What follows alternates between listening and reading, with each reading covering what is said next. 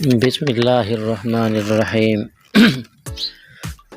حضرت عیسیٰ علیہ السلام کے ساتھ ایک آدمی سفر کر رہا تھا۔ اس نے سوچا اس موقع سے فائدہ اٹھانا چاہیے، پیغمبر خدا سے ایسا عمل سیکھ لینا چاہیے جس سے پتھر سونا بن جائے اور مردہ زندہ ہو جائے۔ اس بے وقوف نے کہا کہ یا حضرت علیہ السلام، مجھے بھی کوئی ایسا نسخہ دے دیں جس سے میری دنیا سنور جائے اور میں پڑھ کر پھونک ماروں تو مردہ زندہ ہو جائے۔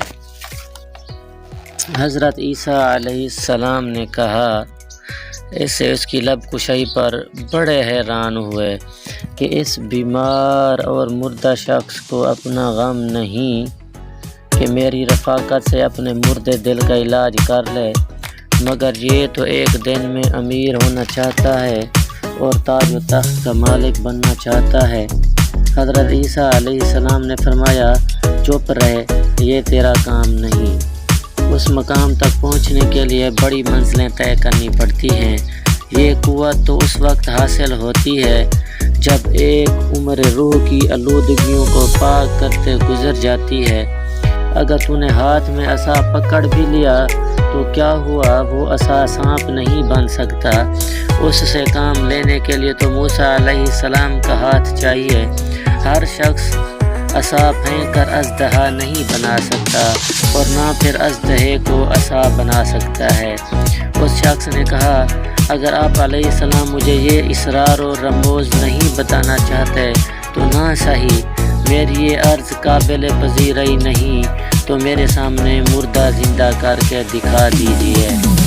راستے میں ایک گہرے گڑھے میں کچھ ہڈیاں دیکھیں تو عرض کرنے لگا کہ حضرت علیہ السلام ان پر دم کر کے پھونکیے۔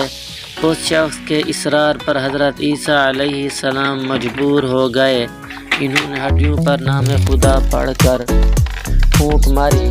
یہ ہڈیاں دیکھتے ہی دیکھتے ایک خوفناک پیر کی صورت اختیار کر گئیں۔ پیر چھلانگ لگا کر گڑھے سے نکلا اور اس شخص پر حملہ آور ہوا اور اسے فوراً ہلاک کر ڈالا۔ حضرت عیسیٰ علیہ السلام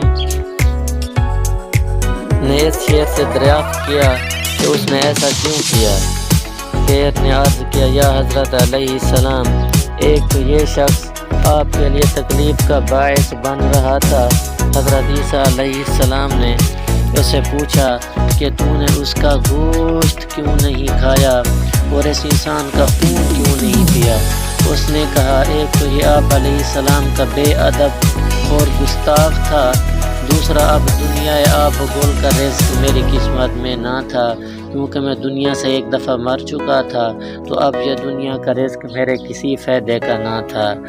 تو اس کہانی کا مفہوم اور اس کا مقصد اور درس یہ ہے کہ بے وقوف لوگ اپنے اصرار اور ناشائستہ حرکات سے پریشانی کو دعوت دیتے ہیں۔ انبیاء کرام علیہم اجمعین کے بے ادب کو جانور بھی برداشت نہیں کرتے۔